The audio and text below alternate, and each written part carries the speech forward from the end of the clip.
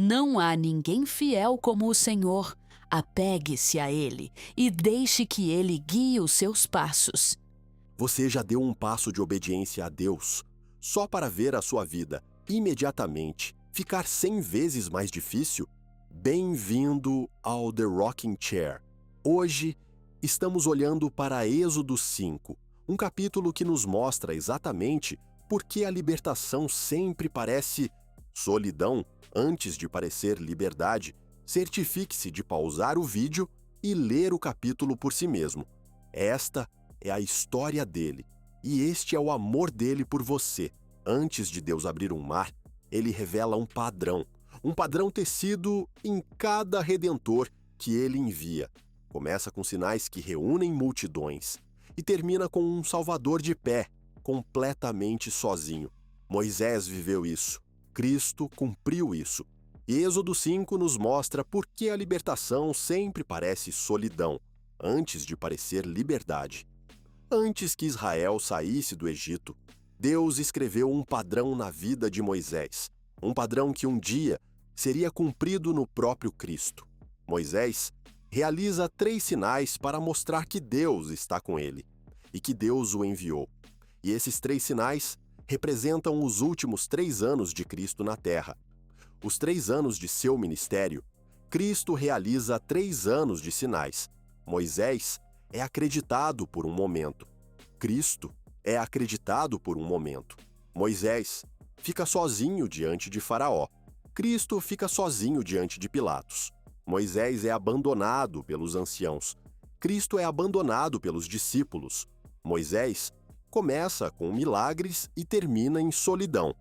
Cristo começa com milagres e termina em solidão. Este é o padrão do Redentor. Os milagros reúnem multidões. A obediência isola o Salvador. A solidão precede a libertação.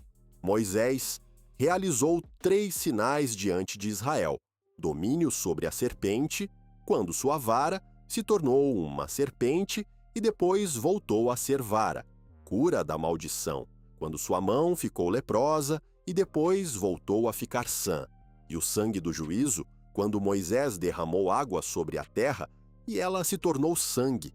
Cristo realizou 3 anos de sinais: autoridade sobre Satanás, como a autoridade de Moisés sobre sua vara; cura da humanidade, como a mão de Moisés que ficou leprosa e depois voltou a ficar sã; e o derramamento do seu próprio sangue, e mais tarde, o derramamento do seu Espírito sobre nós, sangue em água.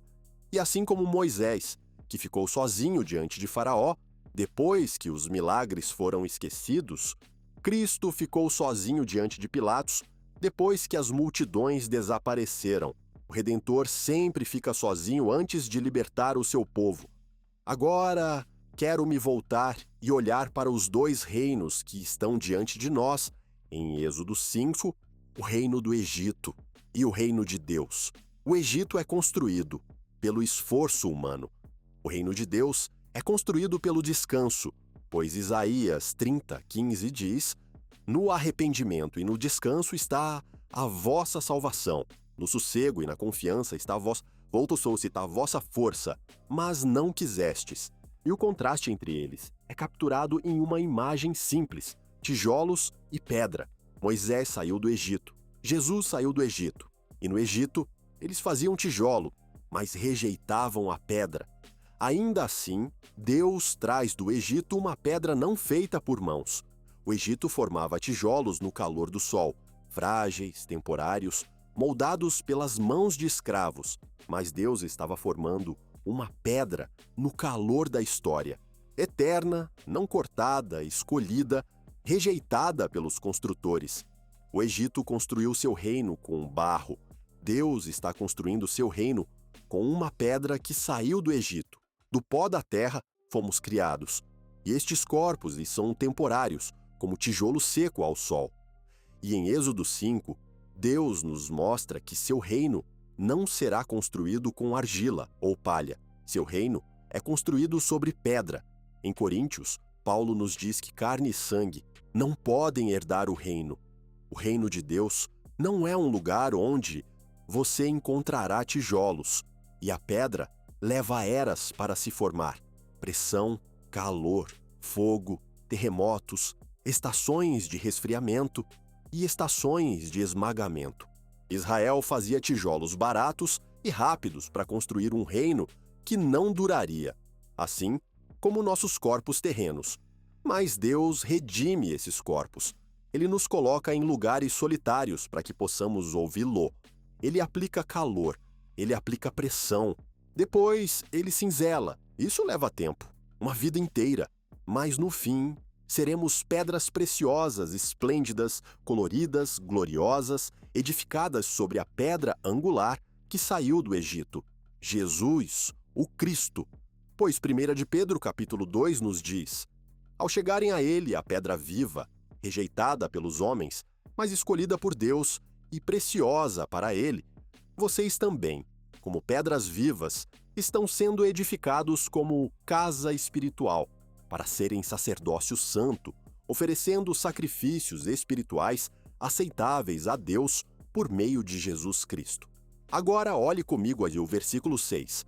Aquele mesmo dia, Faraó deu esta ordem aos feitores e supervisores: vocês não devem mais fornecer palha ao povo para fazer tijolos, que eles mesmos recolham sua própria palha, mas exijam que produzam a mesma quantidade de tijolos de antes. A partir do versículo 6, algo extraordinário aconteceu. O libertador chegou ao Egito. Israel ouviu a notícia. Aquele por quem esperavam, o prometido, o enviado, finalmente veio. Eles estão libertos. Eles estão resgatados. Eles estão salvos. Pelo menos é assim que deveria parecer. Mas no momento em que Moisés fala, no momento em que a salvação é anunciada, no momento em que a esperança entra no acampamento, Faraó aumenta a carga. A pressão dobra. A dor se intensifica. O povo clama em agonia. O que aconteceu? Por que tudo não melhorou? Por que a salvação não chegou com conforto e facilidade? Deus poderia ter feito assim. Ele é Deus. Poderia ter estalado os dedos e quebrado Faraó em um instante. Poderia ter levantado Israel para fora do Egito em um único sopro. Mas em vez disso, no momento em que o libertador chega, as coisas pioram. E esta não é apenas a história de Israel. Esta é a sombra do ministério de Cristo. Quando Cristo chegou, o mundo não se acalmou. Ele convulsionou. Demônios gritaram. Roma apertou o seu cerco. Líderes religiosos se enfureceram. A escuridão revidou. O libertador havia vindo e tudo piorou. E é exatamente essa a sensação da salvação cristã. Você sente o chamado do Senhor. Você se arrepende. Você é batizado. Você é cheio do seu espírito. Você se sente limpo, perdoado, vivo. E então, você volta para casa. Você acorda no dia seguinte na mesma casa destruída. Você retorna ao mesmo relacionamento abusivo. Você bate ponto no mesmo trabalho ímpio.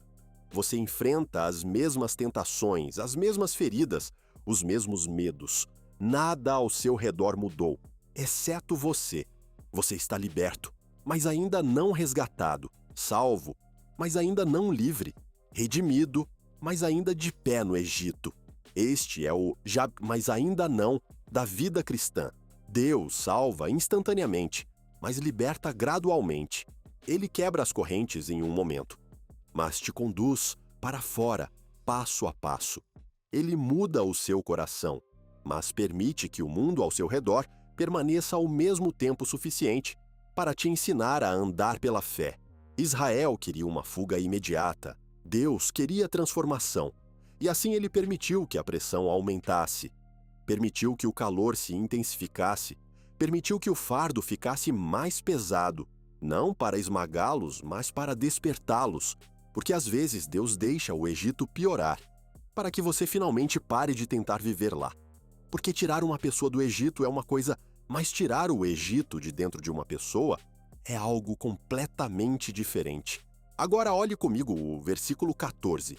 E os feitores de Faraó espancaram os oficiais dos filhos de Israel que os exatores de Faraó tinham posto sobre eles, dizendo: Por que não cumpristes a vossa tarefa, fazendo tijolos como dantes? Nem ontem, nem hoje. Esses oficiais eram israelitas, homens escolhidos para ficar entre os feitores e o povo. Para cada feitor egípcio, havia um oficial hebreu que respondia diretamente a ele, e quando o povo falhava, eram os oficiais que apanhavam. Esses 70 homens, mais tarde, se tornariam os 70 anciãos no deserto, e gerações depois, sua linhagem formaria o Sinédrio, os juízes de Israel. Mas aqui no Egito, eles aprendem a primeira lição da liderança. Há um custo em ficar entre o povo e aquele que governa sobre eles, e é aqui que a Escritura começa a abrir uma janela para nós, uma janela para o coração de Cristo. Porque de Moisés aos oficiais, aos anciãos, aos juízes, Deus está nos mostrando algo sobre a posição impossível daquele que lidera o seu povo. O povo de Deus é obstinado. Eles se desviam, eles reclamam, eles se rebelam, eles resistem daquele mesmo que está tentando salvá-los. E ainda é assim, Deus não fere o povo. Ele se volta para o líder. Ele responsabiliza Moisés, responsabiliza os oficiais, responsabiliza os anciãos. E tudo isso é uma sombra de aquele que viria e ficaria entre nós e o Pai, Jesus Cristo. Agora me ouça com atenção. Cristo é perfeito. Cristo é Deus. Cristo nunca peca, nunca falha, nunca vacila. Mas em seu papel como nosso mediador, em seu papel como cabeça da igreja, o Pai coloca sobre ele o peso do seu povo. E diferente de Moisés, que não queria o trabalho, Cristo se ofereceu voluntariamente para este trabalho. Ele fica entre um Deus santo e um povo que se desvia. Ele nos representa ao Pai como justos. Ele representa o Pai a nós como amor incondicional. Quando o Pai olha para nós, ele vê Cristo. E quando nós olhamos para Cristo, vemos o Pai. E nós, seu povo, continuamos iguais. Reclamamos, nos afastamos, ficamos aquém, falhamos em cumprir a cota, por assim dizer. E Cristo intervém, Cristo nos cobre, Cristo intercede, Cristo absorve a pressão, não no sentido de ser punido por nossas falhas diárias. Isso foi consumado na cruz, mas no sentido de que ele continuamente carrega a responsabilidade de liderar um povo que o resiste a cada passo. É isso que Êxodo está nos mostrando. Esta é a realidade por trás das cortinas da redenção. É isso que significa ser o mediador do povo de Deus. Cristo não está distante da nossa luta. Ele não está intocado pelo peso de nos conduzir. Ele não é indiferente ao fardo de carregar um povo que cai constantemente. Ele permanece no lugar impossível, entre a santidade divina e a fraqueza humana. E ele não se quebra. Ele nos carrega, ele nos cobre, ele nos guia, ele nos ama. E Êxodo nos dá um vislumbre, apenas um vislumbre, da pressão que ele suporta por nossa causa. Agora, chegamos ao final do capítulo, o momento em que Moisés finalmente se quebra. Ele fez exatamente o que Deus ordenou. Ele falou as palavras que Deus lhe deu. Ele obedeceu ao chamado. E as coisas pioraram imediatamente. Os oficiais repreendem Moisés e Arão. O povo se volta contra eles, e Moisés se desfaz diante do Senhor. Ele clama: Por que fizeste tanto mal a este povo? Por que me enviaste? Ele está sobrecarregado. Ele está confuso. Ele está ferido. Mas aqui está o que eu quero que você veja. Moisés esquece. Ele esquece que Deus já lhe havia dito como tudo aconteceria. Deus não escondeu nada. Deus não suavizou nada. Deus disse claramente: Faraó não vos ouvirá. O seu coração vai se endurecer. Isso vai levar tempo. Moisés ouviu, mas não absorveu. E no momento em que a pressão chega, ele esquece tudo o que Deus acabou de dizer. E é aqui que a história se torna dolorosamente familiar. Porque é exatamente isso que nós fazemos. Nós nos acostumamos ao ambiente em que estamos, nos adaptamos ao Egito, Normalizamos a escravidão, nos acostumamos à escuridão em que vivemos. E quando Deus intervém para nos libertar, esperamos mudança instantânea, alívio instantâneo, transformação instantânea. Achamos que milagres vão nos consertar. Achamos que sinais vão nos sustentar. Achamos que um único encontro vai nos carregar por toda a vida. Mas milagres não nos mudam da maneira que imaginamos.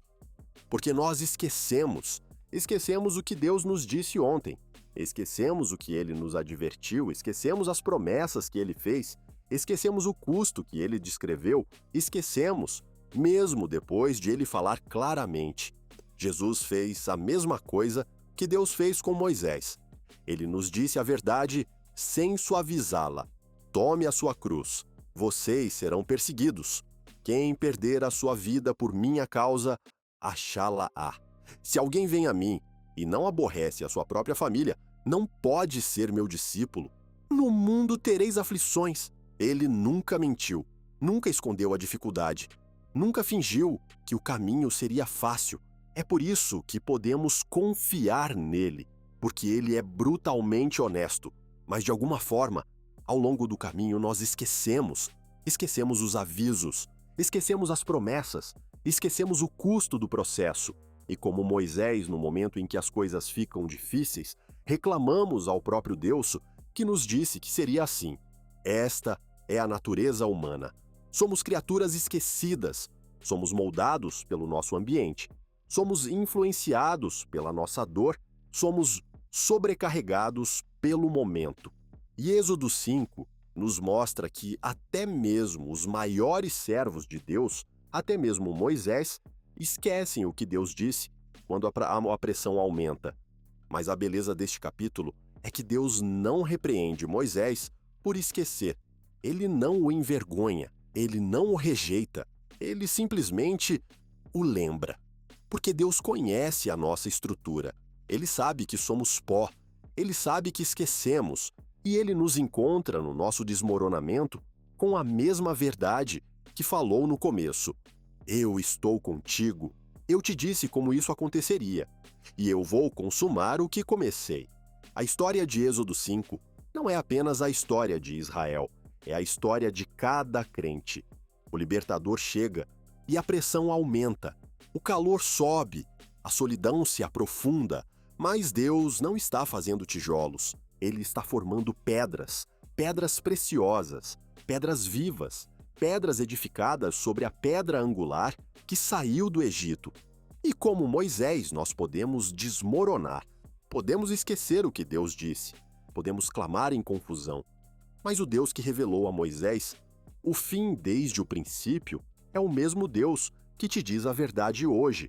Ele não mente, ele não suaviza o caminho, mas ele nunca deixa seu povo na fornalha sem propósito. Ele está formando algo eterno em você, e quando ele terminar, você vai brilhar.